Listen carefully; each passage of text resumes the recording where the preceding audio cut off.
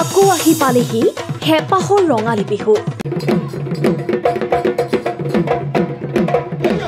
এইবাৰ ঢোলৰ চেৱে চেৱে কঁকাল ভাঙি নাচিলে কলম্বিয়াৰ যুৱতীয়ে।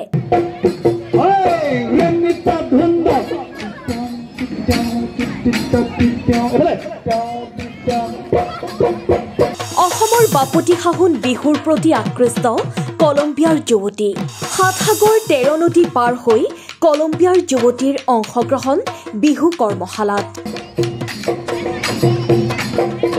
বিহু নৃত্য শিকিবলৈ উপস্থিত হ'ল ৰঙিয়াত। হেঁপাহৰ ৰঙালী বিহুলৈ মাজত মাত্ৰ আৰু কেইটামান দিন। সমগ্ৰ ৰাজ্যতে এতিয়া ৰঙালীক লৈ ব্যস্ততাপূৰ্ণ পৰিৱেশ। এইবাৰ ৭ সাগৰ ১৩ নদী পাৰ হৈ অসমত বিহু শিকিবলৈ আহিল কলম্বিয়াৰ যুৱতী।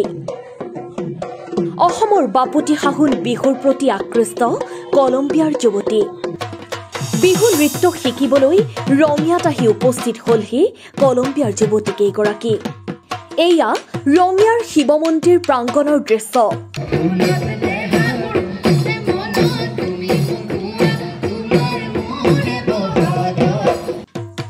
ৰঙিয়াৰ শিৱ মন্দিৰ প্ৰাংগণ সন্দীপ কলিতা সমন্বয় কলাক্ষেত্ৰৰ উদ্যোগত চলি থকা বিহু কৰ্মশালাত প্ৰশিক্ষণ গ্ৰহণ কৰে ৩ কলম্বিয়াৰ যুৱতীয়ে।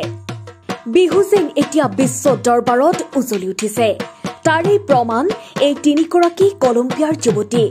নাম ক্লাউডিয়া, লিটা আৰু আয়েস্কা।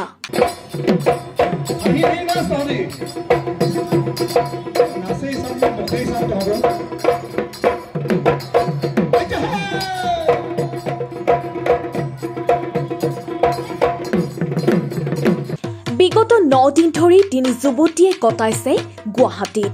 গুৱাহাটীৰ গেম ভিলেজৰ ওচৰত থকা কোহৰাজ কলাক্ষেত্ৰৰ স্বত্বাধিকাৰী তথা প্ৰশিক্ষক গায়ত্ৰী বৰাৰ লগত যোগাযোগ কৰি ৩ যুৱতীয়ে সুদূৰ কলম্বিয়াৰ পৰা আহিছে বিহু নৃত্য শিকিবলৈ। বিহুৰ তালে তালে কঁকাল ভাঙি নাচিলে ৩ কলম্বিয়ান যুৱতীয়ে। ৩ কলম্বিয়ান যুৱতীয়ে অসমীয়াৰ মৰম স্নেহ পাই নিজকে ধন্য বুলিও মন্তব্য কৰে। লগতে অসমীয়া ৰাইজক এনে মৰম স্নেহৰ বাবে সমগ্ৰ অসমবাসীকে ধন্যবাদ জনায়।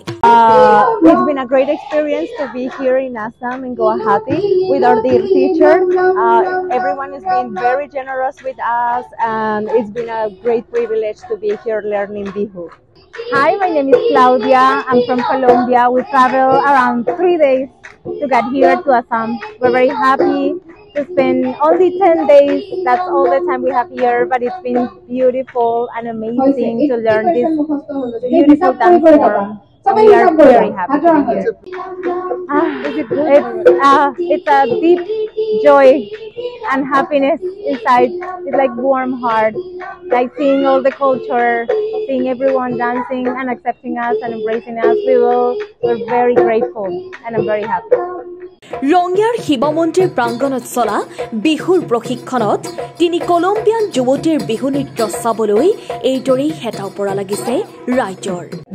So we came today to Rongia. It's a beautiful place. The people is amazing. We feel very welcome, and to see everyone dancing, it really warms our hearts. We're very happy to be here. Thank you for having us. And it's also great to see how this beautiful art form is being taught to even the little ones. Yes. So that's actually very reassuring for us, because it means that this art form is going to survive for more hundreds of years, which is also very important. Yes. ধন্যবাদ। সন্দীপ কলিতা সমন্বয় কলাকেন্দ্ৰৰ উদ্যোগত আয়োজন কৰা সপ্তম বাৰ্ষিক বিহু নাচ কৰ্মশালাৰ আমাৰ আজি একচুৱেলি সৌভাগ্যৰ দিন।